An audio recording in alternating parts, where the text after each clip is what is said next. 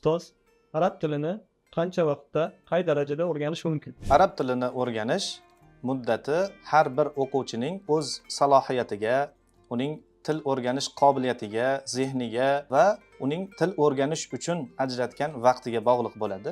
Nafaqat arab tili, balki har qaysi chet tilini o'rganishni maqsad qilgan kishi albatta uning zehni va uning til o'rganish qobiliyatiga ko'ra aytish mumkin bo'ladi va buni aytganda ham faqat taxminiy holatda aytiladi. Umuman olganda boshlang'ich darajani o'rganish uchun xalqaro mezonda aytadigan bo'lsak, A1, A2 darajalarini o'rganib o'zlashtirish uchun 3 oydan 6 oygacha vaqt ketishi mumkin.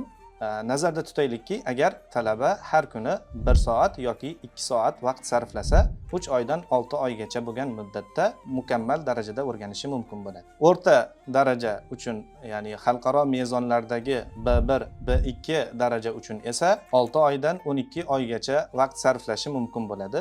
Albatta bularning hammasi nisbiy holatda olingan, o'rta mezonda olingan o'lchovlardir. Har kimni o'rganish vaqti uning zehniga, uning layoqatiga va uning ajratgan vaqtiga qarab o'zgarishi mumkin. Xulosa qilib aytadigan bo'lsak, o'quvchining til o'rganish vaqti uning rejasiga bog'liq. Agar qunt qilib, diqqat bilan harakat qiladigan bo'lsa, qisqa muddat ichida gapira olish malakasini qo'lga kiritishi mumkin.